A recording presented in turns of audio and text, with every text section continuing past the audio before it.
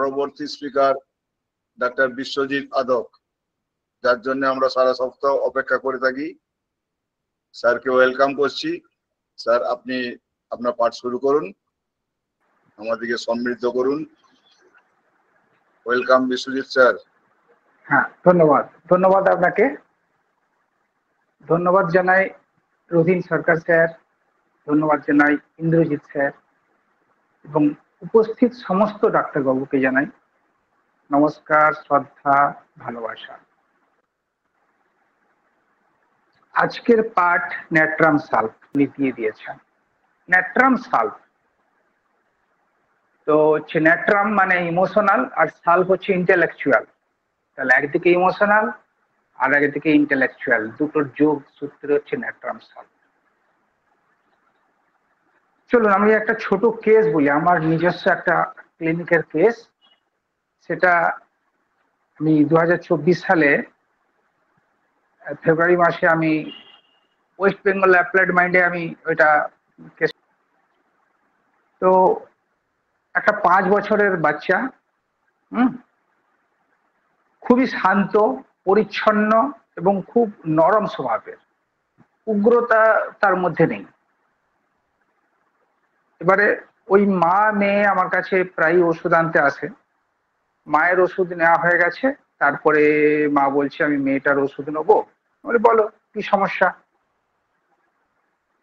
তো মা বলছে ডাক্তারবাবু, কয়েকদিন হলো আমার মেয়েকে লক্ষ্য করছি, ও স্কুল থেকে এসেই গুম হয়ে বাড়িতে বসে থাকে, ঠিকঠাক খেলাধুলা করছে না, বাড়ির কারোর সাথে কথাবার্তাও ঠিক বলছে না।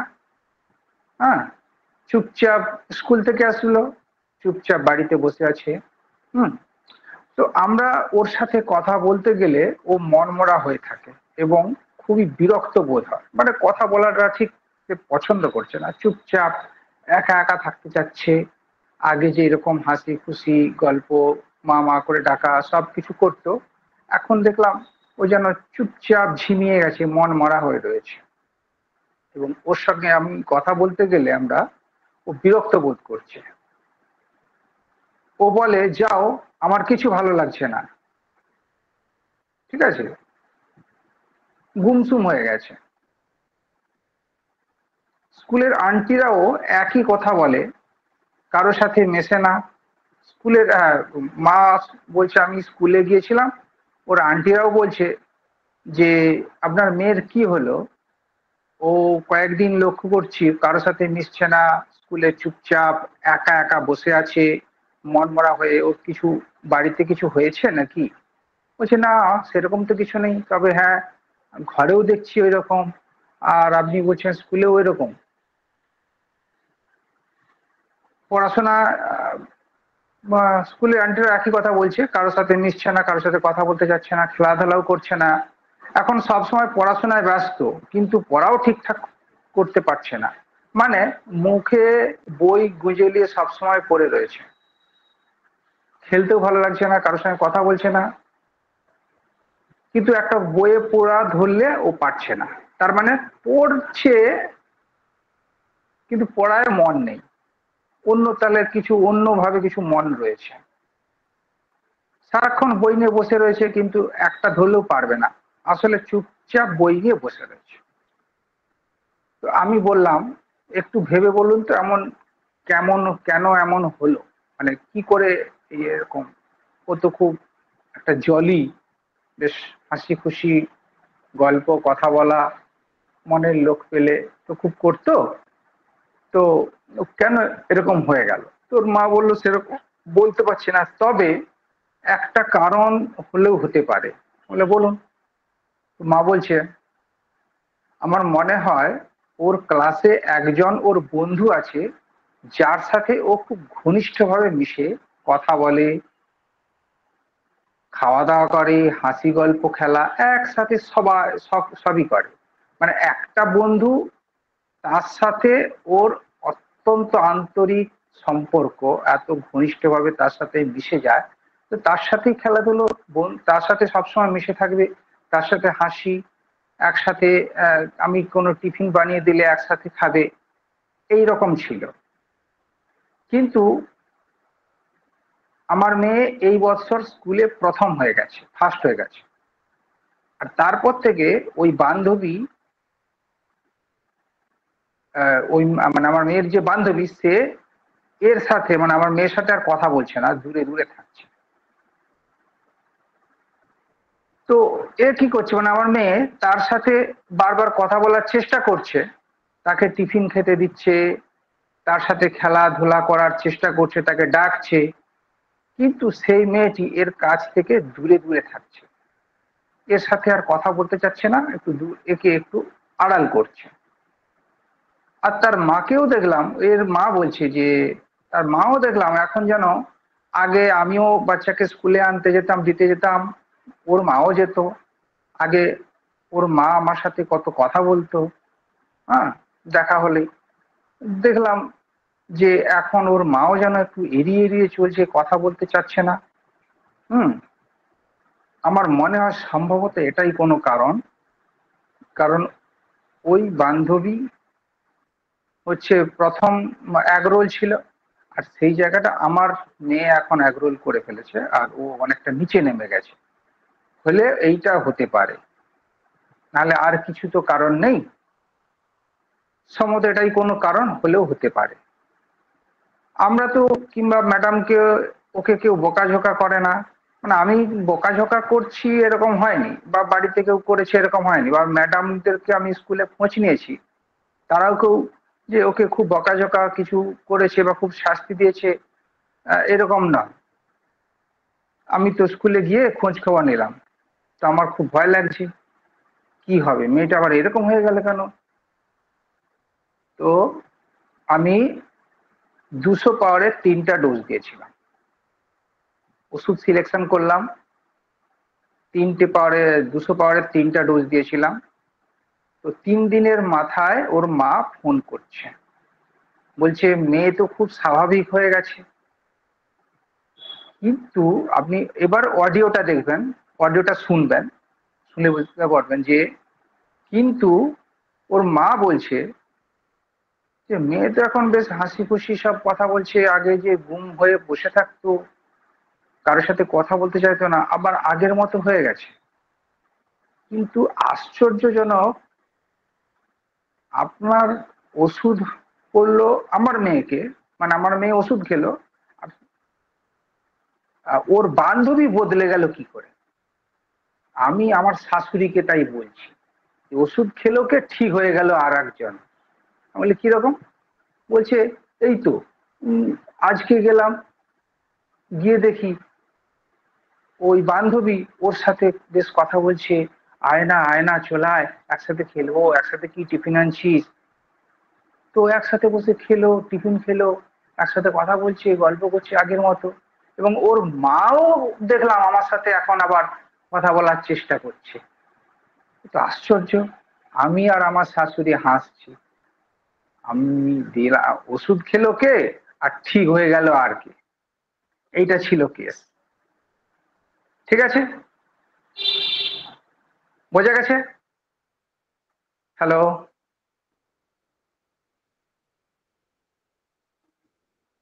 হ্যাঁ স্যার, হ্যাঁ স্যার। ওকে, এবার কেউ কিছু বলবেন? Natrum sales. নেট্রাম স্যার তো অবশ্যই, কিন্তু কিভাবে দেওয়া হলো, কেন দেওয়া হলো, কি পরিস্থিতিতে দেওয়া হলো? অ্যাটাচমেন্টটা ওর খুব বেশি ছিল অ্যাটাচমেন্ট, ইয়েস, সেখানে। একদম।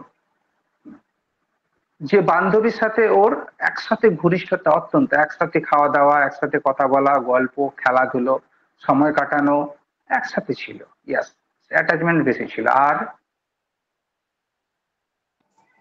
স্যার সেই এটা কি অ্যাটাচমেন্টটা এলিমেন্ট ডিটাচ হয়ে গেছে। হ্যাঁ, আর বলুন। এটা কি element from discord being? Discord, কার সাথে ডিসকর্ড হয়েছে?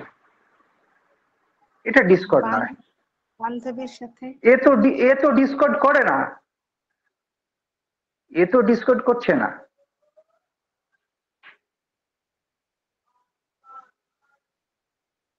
হুম, অ্যাটাচ স্ট্রংলি টু আদার্স। চলুন, বেশি সময় নেই, ন্যাট্রাম সালফের অনেক কিছু জানতে হবে।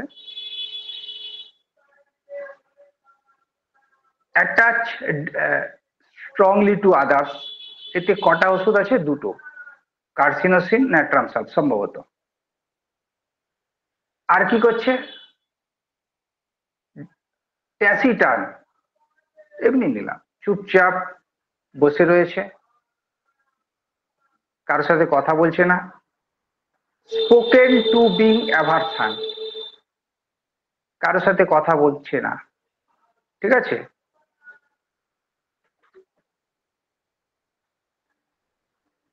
আর কি করছে? সব সময় বই মুখে দিয়ে পড়েই যাচ্ছে, বই ধরে নিয়ে বসে রয়েছে পড়ছে, কিন্তু একটা ধরলে পারছে না। তার মানে মন অন্য কথা থাকলেও সে কিন্তু নিজেকে পড়ার মধ্যে নিয়োজিত করেছে। সব সময় কারোর সঙ্গে কথা নেই, কোনো কথাবার্তা নেই, কিছু নেই, কোনো হাসি ঠাট্টা গল্প গুজব কিচ্ছু নেই, মন দিয়ে বই পড়ে চলছে। এটা নিয়েছিলাম অ্যাবজর্বড বিজনেস ম্যাটার্স, মানে সে তার বিজনেস, মানে তার হচ্ছে পড়াশোনা, তার মধ্যে একদম ডুবে রয়েছে, ঠিক আছে। এর পেছনে আমি যেটা ওই কারণটাই হতে পারে এই অনুসন্ধান করলাম, তাতে আমি নিয়েছিলাম যে সম্ভবত বান্ধবীর এগরোল ছিল, এখন এর এগরোল হয়ে যাওয়াতে সে জিলাসবশত সে তার মা দুজনে একে এড়িয়ে চলছে, যেটা এর ভালো লাগে না, সেই জন্য এ চুপচাপ একভাবে গুম হয়ে বসে রয়েছে। এটা নিয়েছিলাম dullness air, wet air from, ভিজা ওয়েট এয়ার মানে ভিজা বাতাস, অর্থাৎ যে বাতাসে হাসি গল্প উদ্দাম উৎসাহ আরাম বলে কিছু নেই, ভিজে, ঠিক আছে, এইরকম পরিস্থিতি। Ailments from injuries accident mental symptoms from, এটা আমি অনুমান করেই নিয়েছিলাম। আর নিয়েছিলাম এস্ট্রেঞ্জেড ফ্যামিলি ফ্রম হিজ, পরিবার থেকে সে দূরে সরে যাচ্ছে, অর্থাৎ যে পরিবারের সাথে সবসময় হাসি গল্প ঠান্ডা ঠাট্টা তামাশা ইত্যাদি করতো, এখন সেগুলো থেকে দূরে সরে যাচ্ছে। একটু একটু আমি পজ করছি।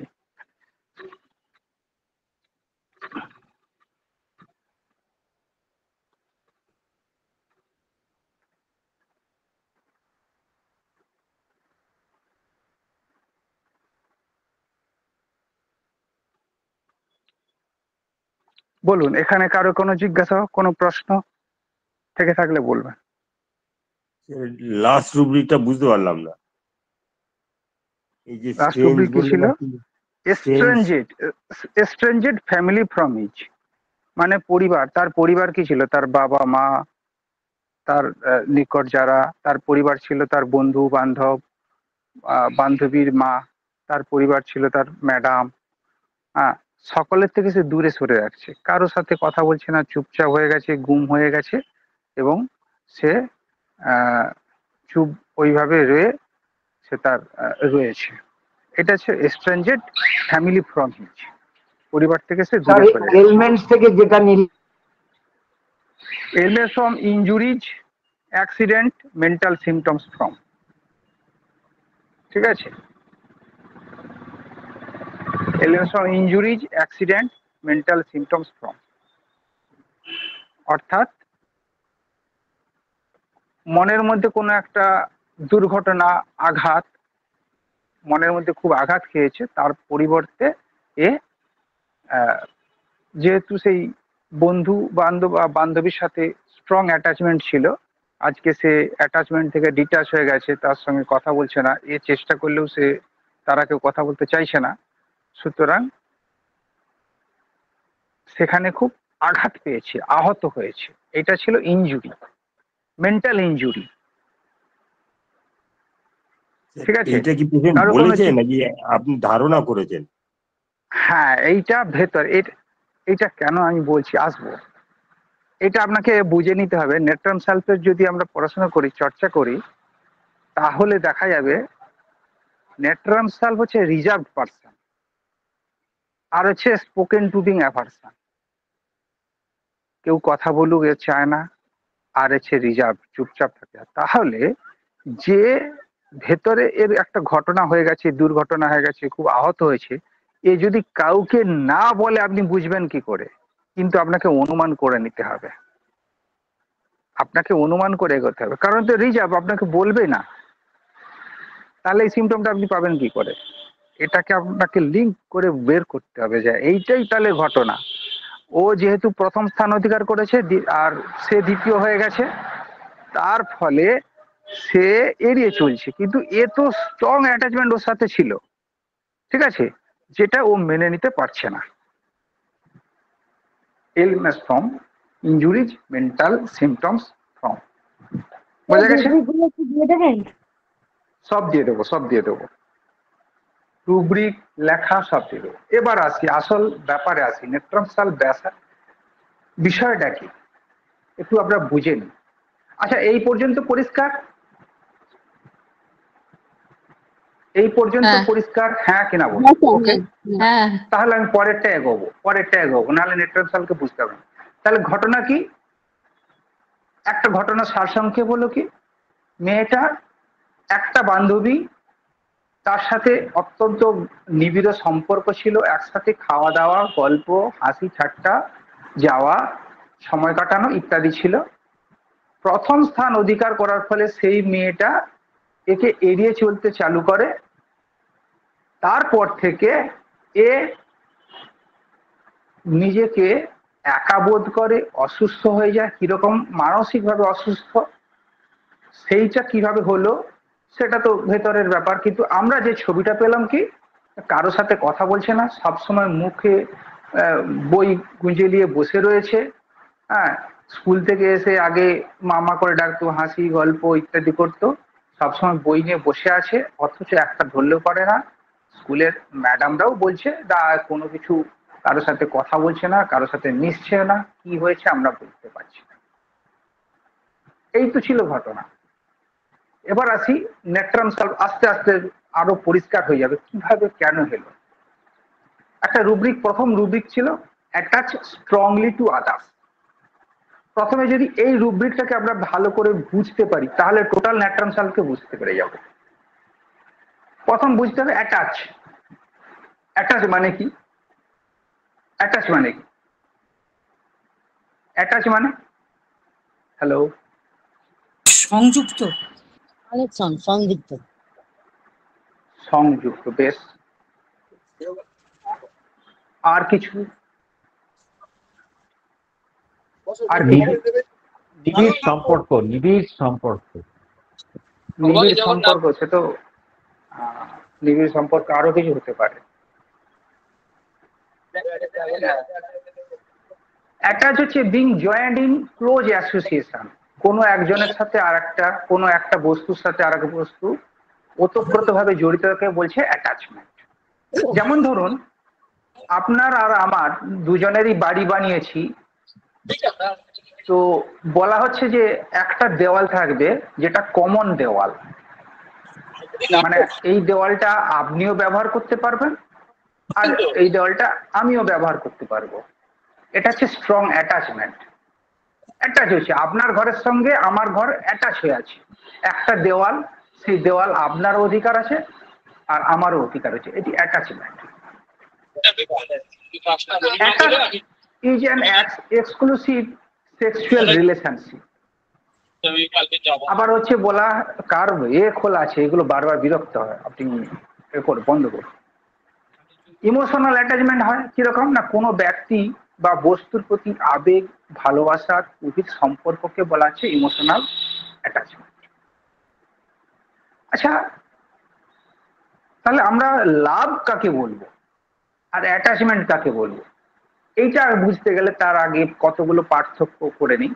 ক্লিনজিং হলো না কেন, ডিপেন্ড হলো না কেন, এমব্রাসেস হলো না কেন, শুধু অ্যাটাচ। এটা আমরা পাশাপাশি আরো ড্রাগ পাবো। অ্যাটাচ, অ্যাটাচ মানে হচ্ছে কারোর সাথে নিবিড় সম্পর্ক।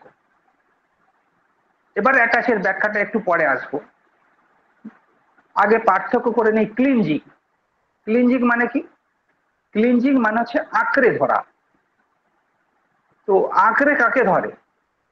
আঁকড়ে সাধারণত ধরা হয় কোনো শক্ত বস্তুকে বা শক্ত ব্যক্তিকে বা ভরসা করা যাবে এমন বস্তুকে আমরা আঁকড়ে ধরি। তার মানে আমি নিজে যখন অসহায় দুর্বল বোধ করছি বা ভয় অবস্থায় রয়েছি, তখন আমি ক্লিঞ্চ করে রাখবো। ঠিক আছে, এটি মূলত কোনো অধিক শক্তিশালী ব্যক্তি বা বস্তুকে শক্ত করে ধরে থাকাকে বলা হচ্ছে ক্লিনজিং। তাহলে অ্যাটাচের সাথে ক্লিনজিং এর ডিফারেন্স বোঝা গেল। 2 নাম্বার, এমব্রাসেস, আলিঙ্গন। এমব্রাসেস এটাও অ্যাটাচের কাছাকাছি পৌঁছে যাবে। এমব্রাস হচ্ছে কোনো ভালোবাসা, পছন্দ বা সহানুভূতি প্রকাশ করার জন্য অথবা কাউকে শুভেচ্ছা জানানোর সময় বা বিদায় জানানোর সময় উভয় বাহু দিয়ে শক্ত করে ধরে রাখাটাকেই বলা হচ্ছে এমব্রাস বা আলিঙ্গন করা। ঠিক আছে, কিন্তু এটি একটি স্বল্প মুহূর্তের ব্যাপার বা ঘটনা, আর অ্যাটাচ হচ্ছে একটা লং প্রসিডিওর। ঠিক আছে, তাহলে এমব্রাসও হবে না, ক্লিনজিংও হবে না। ডিপেন্ড হচ্ছে কি না, যার উপর ডিপেন্ড করবে তার কাছ থেকে সবকিছু শোষণ করবে, তার উপর নির্ভরশীল থাকবে। সুতরাং ডিপেন্ড আলাদা। অ্যাটাচ বুঝতে গেলে, কেন অ্যাটাচটাকে আসছি, এই এমব্রাস আর ক্লিনজিং এর সঙ্গে কম্পেয়ার করলে তবে বুঝতে পারবেন, ড্রাগটাকে বুঝতে পারবেন, নাহলে ভাষা ভাষা বোঝা হয়ে যাবে। এরপরে সব থেকে একটা ইম্পর্টেন্ট রুব্রিক হচ্ছে লাভ। একটু এক minute.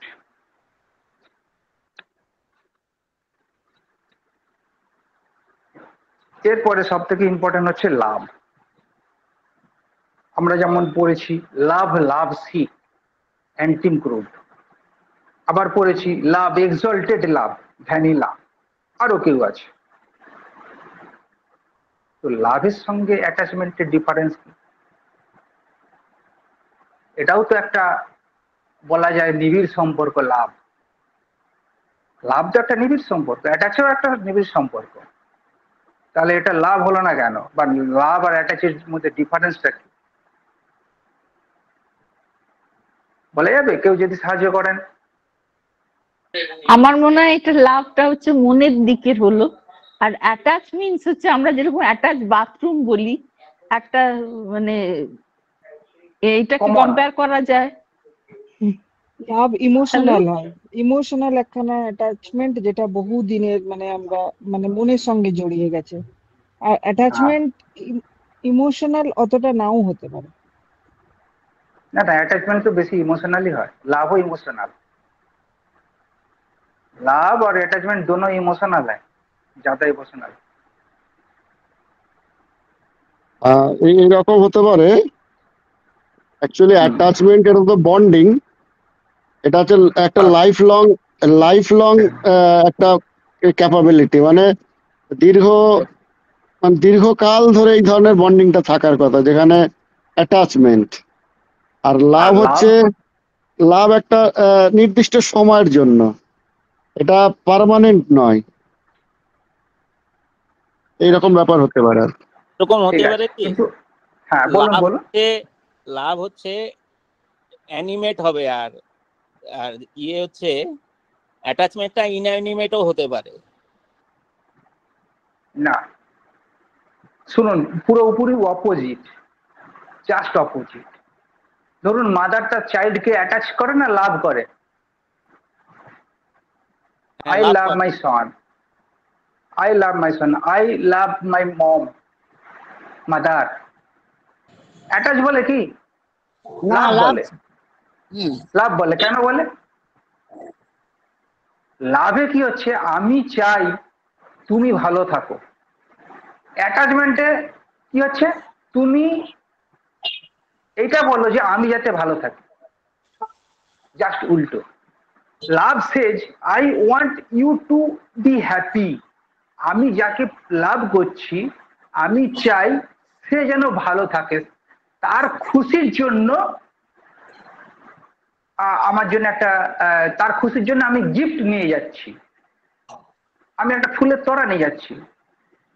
I love my child, কি করি না আমি তার জন্মদিনে একটা গিফট নিয়ে যাচ্ছি, একটা তোফা দিচ্ছি। This is love.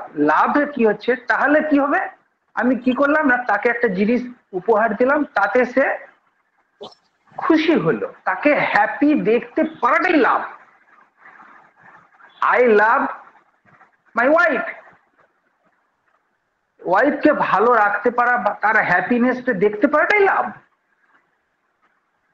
কিন্তু অ্যাটাচমেন্টের জাস্ট উল্টো। অ্যাটাচমেন্ট কি বলছে না, attachment says I want you to make me happy, আমি চাই তুমি আমাকে খুশি করো। এইখানে হচ্ছে ন্যাট্রাম সেলফের পরীক্ষা। মানে ন্যাট্রাম সেলফ বুঝতে গেলে আপনি এইটা না বুঝলে গোটাটাই ভুল হয়ে যাবে, কিচ্ছু বুঝতে পারবেন না। তাহলে ন্যাট্রাম সেলফ হচ্ছে অ্যাটাচ স্ট্রংলি টু আদার্স। তার মানে ন্যাট্রাম সেলফ চায় I want you to make me happy, মানে আমি চাই তুমি আমাকে খুশি করো। আর যদি তুমি আমাকে কিছু যদি খুশি না করো তাহলে আমি অ্যাটাচমেন্টটা ডিট্যাচ হয়ে যাবে বা ইনজুরি হয়ে যাবে। এই জন্য একটা রুব্রিক আছে দেখবেন, delusion appreciated she is not. লাভবালা এরকম নয়, এটা হচ্ছে অ্যাটাচমেন্ট বালা। আমার প্রশংসা করেনি, কেউ চায় প্রশংসা, কে চায়? আমি একটা ভালো রান্না করেছি, আরে তুমি এসে বলো যে ভালো রান্নাটা আজকে খুব সুন্দর হয়েছে, এই প্রশংসা শুনতে চায়। কেন? স্বামীর সাথে স্ত্রীর গভীর অ্যাটাচমেন্ট রয়েছে, এটা ভালোবাসা নয়, অ্যাটাচমেন্ট রয়েছে। অ্যাটাচমেন্টে চায় যে ওর দিক থেকে আমি কিছু শুনতে চাই। ডিলুশন ডিসগ্রেসড সি ইজ, ভালো করে ভাবুন, ডিলুশন ডিসগ্রেসড সি ইজ। খেয়াল করে দেখুন তো, এলিমেন্টস ফ্রম এম্বারাসমেন্টে, elements from indignation, elements from মর্টিফিকেশনে ন্যাট্রাম সেলফ নেই। কেন নেই? এম্বারাস ইন্ডিগনেশন আমি ছেড়েই দিলাম, মর্টিফিকেশনে ন্যাট্রাম সেলফ নেই, ন্যাট্রাম সেলফ আছে ডিসগ্রেসে। তাহলে আমাকে পার্থক্য করে নিতে হবে, মর্টিফিকেশন আর ডিসগ্রেস, এইটা যদি আমি বুঝতে পারি ন্যাট্রাম সেলফ বোঝা হয়ে যাবে।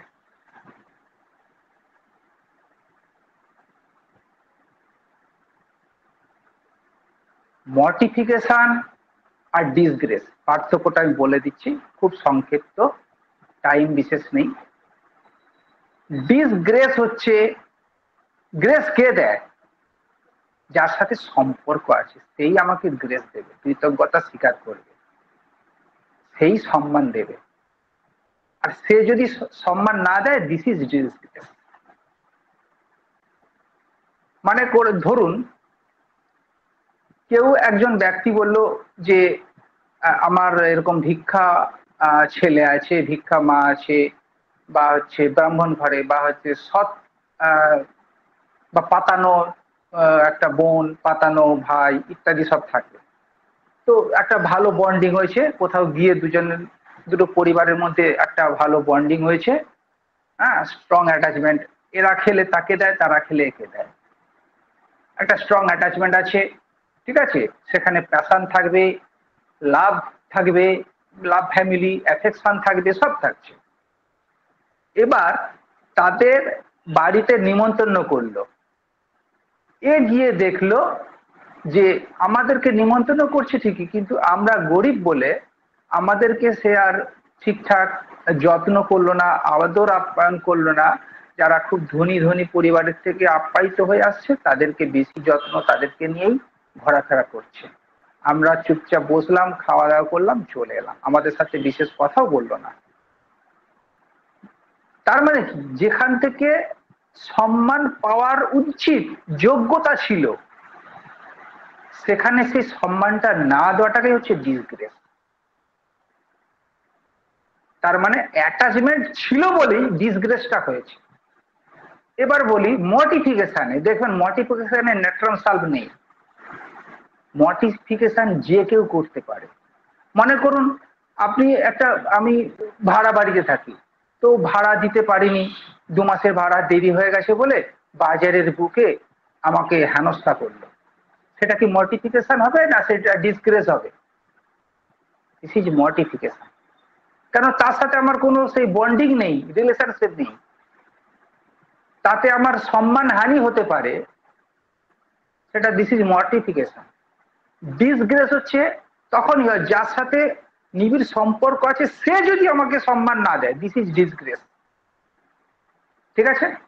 তো ন্যাট্রাম সালভ কি হয়? ন্যাট্রাম সালভ যার সাথে মেশে তার সাথে গভীর ভাবে মিশতে পারে, অত্যন্ত আন্তরিকতার সাথে মিশে যায়। যেমন ওই মেয়েটির মতো, সে তার বান্ধবীর সাথেই খেলাধুলো, বান্ধবীর সাথেই খাবার শেয়ার করা, বান্ধবীর সাথে পড়াশোনা শেয়ার করা, তার সাথে সময় কাটানো, অ্যাটাচ স্ট্রংলি টু আদার্স। এই মেয়েটা চাইছিল কি? তুমি আমাকে কৃতজ্ঞতা দাও, আমাকে গ্রেস দাও, আমাকে অ্যাপ্রিসিয়েশন দাও, প্রশংসা করো, যে আজকে তোর রান্নাটা খুব ভালো হয়েছে, তোর টিফিনটা খুব ভালো হয়েছে, তাহলে এ খুশি হতে পারে। এইটাই চায়। অ্যাটাচমেন্টে কি হয়? অ্যাটাচমেন্টে আমি সমৃদ্ধ হব, তোমারটা নয়। একটা কমন প্যাসেজ, কমন অ্যাটাচ, যদি বাথরুম হয়, অ্যাটাচ দেওয়াল হয়, লাভটা কার হবে? তার যেমন হবে, উল্টে আমারই লাভ। মানে আমি নিজের ফায়দা দেখার জন্যই অ্যাটাচমেন্ট করেছি,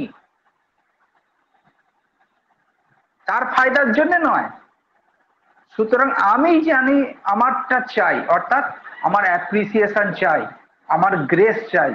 কিন্তু সেই ব্যক্তি যদি আমাকে গ্রেস না দেয়, অ্যাপ্রিসিয়েশন না দেয়, তাহলে আমি কি হব? আমি আহত হব। This is injury. এই জন্য অ্যাটাচমেন্ট থেকে ইনজুরিতে আসছে, লাভ থেকে নয়, অ্যাটাচমেন্ট থেকে আসছে। তো ন্যাট্রাম সালফের একদম সংক্ষিপ্ত যদি বলা যায়, অ্যাটাচ স্ট্রংলি টু আদার্স এবং তার জন্য অ্যাফেকশন করে, সেই অ্যাটাচমেন্টটাকে টিকিয়ে রাখার জন্য অ্যাফেকশন করবে। প্যাশন মানে খাওয়ার শেয়ার করা, সেই যার সাথে ভালোবাসার সম্পর্ক, তার জন্য অনেক খাবার দাবার বানিয়ে নিয়ে যাওয়া, ঠিক আছে, তার বিপদে আপদে পাশে থাকা, রেসপন্সিবিলিটি নেওয়া, ডিউটি করা, এইগুলো ন্যাট্রাম সালভ প্রথম পর্যায়ে করে থাকে। কিন্তু সমস্যা শুরু হয় ন্যাট্রাম সালভ যখন প্রতিদান না পায়। This is element from disappointment. আরে তুমি তো আমাকে কিছু করো, আমি পাবো বলেই তো তোমার সাথে অ্যাটাচমেন্ট হলাম, আমার সুবিধার জন্যই তোমার সাথে কমন অ্যাটাচ দেওয়াল করলাম, কমন অ্যাটাচ বাথরুম করলাম, তো আমার ফায়দাটা দেখো। তো ailment from death of loved one, যাকে ভালোবাসলাম শেষ দূরে সরে গেল, বা এলিমেন্ট ফ্রম ডিসঅ্যাপয়েন্টমেন্ট, বা সে এমন কিছু কটু কথা বলে দিল যারা তার কাছ থেকে প্রত্যাশা করেনি। অন্য লোক বললে আমার এত গায়ে লাগতো না, আমার কষ্ট পেতাম না, যাকে আমি খুব ভালোবাসি, যার সঙ্গে আমার গভীর সম্পর্ক, সে আমাকে বললো। Element from injuries, accident, mental symptoms from. Element from unhonoured, সম্মান নষ্ট হলো, সম্মানে হানি হলো। সম্মানটা কে দিয়েছিল? সম্মানটা কার কাছে পাই? সকলের কাছ থেকে কি আমরা সম্মান পাই? না। যাদের সাথে আমাদের রিলেশন আছে, যাদের সাথে সম্পর্ক রয়েছে, তারা আমাকে সম্মান করবে। কিন্তু উল্টে তারা যদি সম্মানটা না করে, তখন আমি আহত হই। This is natrum sulph. Delusion, disgrace, sensitive, reprimand. তিরস্কারটা কে করবে? তিরস্কারের উল্টো পুরস্কার কে করবে? যার সাথে আমার কিছু সম্পর্ক রয়েছে সেই তো করতে পারে। বিনা সম্পর্কে কেউ আমাকে পুরস্কার দিবে? আর যে পুরস্কার দেওয়ার যোগ্যতা রাখে সে তিরস্কার করার যোগ্যতা রাখে। অর্থাৎ যাদের সঙ্গে সম্পর্ক থাকবে তারাই ডিসগ্রেস হয়। তারাই হচ্ছে রিপ্রিমেন্টস করে, ঠিক আছে। তখন হচ্ছে কি ইনজুরি টু হেড, এর মাথায় আহত হয়, মাথা মানে মস্তিষ্ক।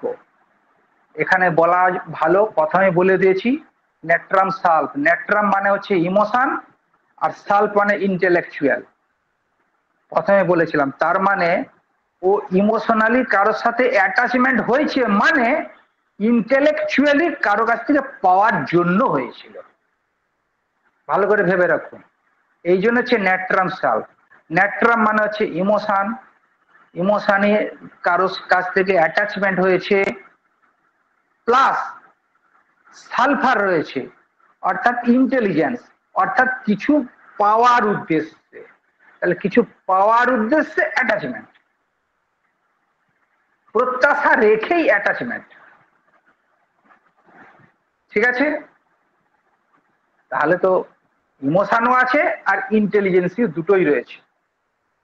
কিন্তু সব থেকে সমস্যা হচ্ছে নেট্রাম সাল্প, সে যে ইনজিওর্ড হয়েছে সে ওই জন্য আছে দেখুন, अटैचটা किसे হয়, हार्टे হয়, दिल, दिल से अटैच होता है।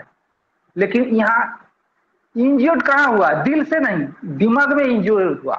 देखिए इंजुरी की बोलছে এলমেসম ইনজুরিজ হেড টু, আমরা সকলেই জানি নেট্রাম সাল্প মস্তিষ্কের ইনজুরি হয়। তাহলে ভালোবাসলো কোথা থেকে, মস্তিষ্ক দিয়ে ভালোবাসছিল, অ্যাটাচমেন্টটা কার সাথে হয়েছিল, দিল সে, প্রেম দিল সে হুয়া থা, হৃদয় দিয়ে হয়েছিল। আঘাতটা কোথায় এসছে, দিল সে नहीं, আঘাতটা দিমাগের উপরে পড়ছে। এই জন্য নেট্রাম সাল্প একটা দিল সে আর দিমাগ সে, दोनों জায়গা সে, ঠিক আছে। কিন্তু নেট্রাম সাল্পের প্রকৃতিগত হচ্ছে রিজার্ভ, ও যে মাথায় মস্তিষ্কে আঘাত পেয়েছে, ওর যে যার সাথে স্ট্রং অ্যাটাচমেন্ট হয়েছে সে যে ওকে গ্রেস দেয়নি, ডিসগ্রেস করেছে, হেনস্থা করেছে, সে যে ওর সঙ্গে মিসবিহেভ করেছে, সে যে ওকে কিছু খোঁচা দিয়েছে, সে যে অ্যাপ্রিসিয়েশন দেয়নি, ঠিক আছে, সে যে তাকে তার অনারটাকে উন্ডেড করেছে, এইটা ফলে সে অসুস্থ হবে। কিরকম আপনারা দেখবেন, insanity injury to head after, memory loss of injury to head after, confusion of mind injury to head after, dullness injury to head after, unconsciousness injury to head after, suicidal disposition injury to head after. মানে হেডে injury হওয়ার ফলে এই সমস্ত ডাল হয়ে যাবে, insanity, memory loss, confusion হয়ে যাবে, চুপচাপ বসে থাকবে, মন মারা হয়ে যাবে, ইত্যাদি ইত্যাদি সবই করবে। কিন্তু কি কারণে হয়েছে এইটা ও নিজে থেকে বলবে না, রিজার্ভ, মানে খুব বেশি জড়াজড়ি না করলে বলবে না। আর তাছাড়া তো স্পোকেন টু বিং অ্যাভারশন, ও কথাই কারোর সাথে বলতেই চায় না, কেউ ওকে বলুক এটাও সে চায় না। সুতরাং অ্যাকচুয়াল কারণটা কি আশপাশ থেকে কালেক্ট করতে হবে, প্রকৃত কারণ কি কারণে আজকে এরকম গুম হয়ে চুপচাপ রয়ে গেছে, ঠিক আছে। আবার দেখুন, যেহেতু নেট ও কি পদ্মার খোলা আছে, ঠিক আছে, থ্যাংক ইউ। আবার দেখুন ওর পরিস্থিতিতে আমরা অনেক রুব্রিক পাবো, সুইসাইডাল ডিসপোজিশন, আবার রেস্ট্রেন হিমসেলফ। তার মানে পদ্মার খোলা রয়েছে, সমস্যা হচ্ছে। পদ্মা ম্যাডাম মিউট করে দেন, অ্যাডমিন এখন নেই, প্রেজেন্ট নেই, পদ্মা ম্যাডাম মিউট করে দেন, পদ্মা ম্যাডাম। আচ্ছা ঠিক আছে। তো শুধু যদি ইমোশনাল পার্সন হতো না, তাহলে কেউ ওকে আঘাত করার পরে ও মৃত্যু বরণ করতেই প্রস্তুত হয়ে যেত, সুইসাইডাল ডিসপোজিশনে চলে আসতো। কিন্তু খেয়াল করে দেখুন, a suicidal disposition but restrain himself, একা থাকতে ভয় পায়, পাছে সে সুইসাইড করে ফেলে। তাহলে কি লোক সঙ্গ নিয়েই চায়। তাহলে দুটো, এক হচ্ছে কি ইমোশনালি ইনজিওর্ড হয়েছে, ওকে এমন যার সাথে স্ট্রং অ্যাটাচমেন্ট সে কিছু বলেছে, সে ওকে আহত করেছে, কিন্তু ইন্টেলেকচুয়ালি ও সেই জায়গা থেকে বেরোতে চাচ্ছে। তাহলে দুটো এখানে কাজ করছে, নেট্রাম আর সালফ। ইমোশনালি ইনজিওর্ড হয়েছে কিন্তু ইন্টেলেকচুয়ালি বেরোতে চাচ্ছে, ও সুইসাইড করতে চায় না। ইমোশন বলে সুইসাইড করো, ইন্টেলেকচুয়াল বলে না, সুইসাইডটাকে প্রতিহত করো। তখন কি করে? এই জন্য আমরা অনেক রুব্রিক পাবে। Suicidal disposition, thoughts restrain himself because of his duty to his family. আমার পরিবার আছে, ঘর সংসার আছে, তাদেরকে দেখতে হবে, সুতরাং আমার সুইসাইড করা উচিত নয়। দিস ইজ ইন্টেলিজেন্ট উকি মারছে। ইমোশন কি বলছে? তোমাকে এরকম খারাপ বলছে, তুমি সুইসাইড করো। ইন্টেলিজেন্স কি বলছে? না, তোমার আরো অনেক কাজ বাকি আছে, সংসার আছে, তাদের জন্য কিছু করতে হবে, তোমার উপর তারা নির্ভরশীল, ডিউটি রেসপন্সিবিলিটি তোমার রয়েছে, সুতরাং তোমাকে বেঁচে রাখতে হবে, অর্থাৎ সুইসাইড থেকে দূরে সরে রাখো। এই কন্ট্রাডিক্ট নেট্রাম সালফের মধ্যে চলে। একটা ইমোশন ওকে সুইসাইড করতে নিয়ে যায়, আর ইন্টেলেকচুয়াল সুইসাইড থেকে দূরে সরিয়ে রাখে। এরকম বহু রুব্রিক পাবেন। Suicidal disposition, blood at the sight of knife, blood at the sight of, রক্ত দেখলেই সুইসাইড করতে ইচ্ছে যাবে, আর এই জন্য ও রক্ত দেখতেই চায় না। This is intelligence. Suicidal disposition, grief from, hanging by, sadness from, shooting by, এই সমস্তগুলো আমরা পাবো। তাহলে প্রতিটি অ্যাকশনের মধ্যে আমরা পাচ্ছি কি? নেট্রাম মানে ইমোশন, সালফ মানে ইন্টেলিজেন্স, এর কম্বিনেশন নেট্রাম সালফের মধ্যে থাকছেই থাকবে। ঠিক আছে?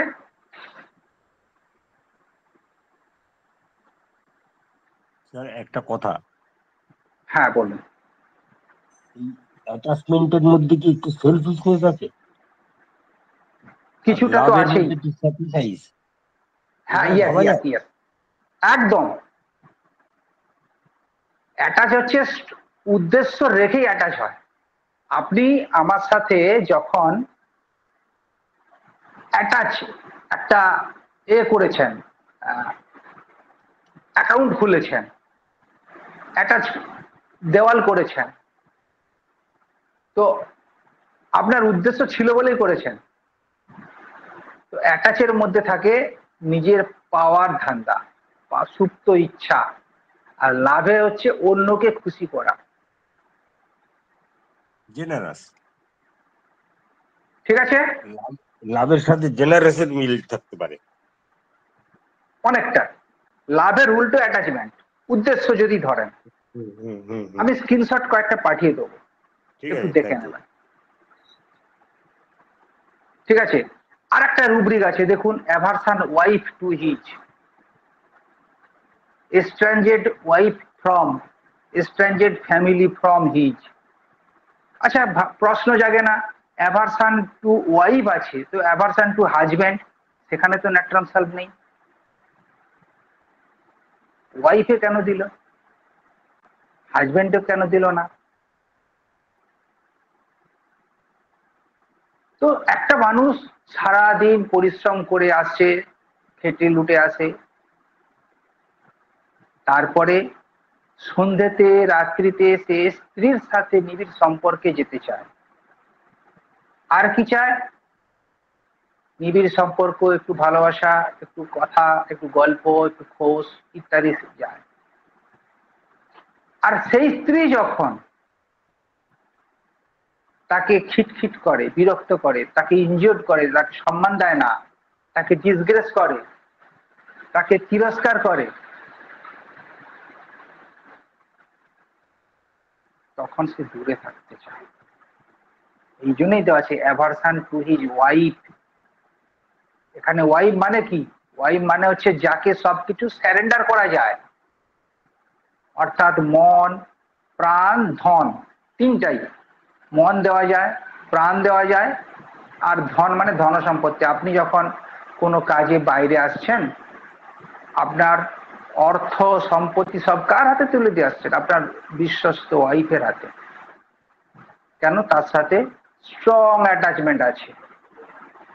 আপনি যখন সারাদিনের পরিশ্রমের পরে বাড়ি যাবেন, তখন কি আশা করেন? আশা করেন সে একটু জল নিয়ে আসবে, আপনাকে শান্ত করে দেবে, পাখার বাতাস করে দেবে, একটু ভালো করে আপনি যা পছন্দ করে খেতে চান সেইটা খাওয়াবে, এটা আপনার প্রত্যাশা থাকে। কিন্তু সেইটা যদি না পান, তখন স্ত্রীর প্রতি অ্যাটাচ আর থাকবে না, তখন হবে ডিটাচ। এই জন্য এটা আছে এস্ট্রাঞ্জেড ওয়াইফ ফ্রম, অ্যাভারশন ওয়াইফ। আমি কি উদ্দেশ্যে অ্যাটাচ হয়েছিলাম ওয়াইফের সাথে? যে আমি রাত্রে ফিরে, সন্ধ্যাতে কাজের পরে ফিরে এসে আমি একটু উষ্ণ অভ্যর্থনা পাবো, স্ত্রী সঙ্গম করতে পারবো, স্ত্রীর ভালোবাসা পাবো। কিন্তু পেলাম উল্টো। তো ঠিক আছে, এইটা হচ্ছে তাহলে দিল আর দিমাগ दोनों एक साथ काम करेगा नेट्रम साल्फ। তো ঠিক আছে, আমি যেগুলো আজকে করলাম এগুলো স্ক্রিনশট কয়েকটা পাঠিয়ে দেবো, আপনারা আরো বুঝে নেবেন।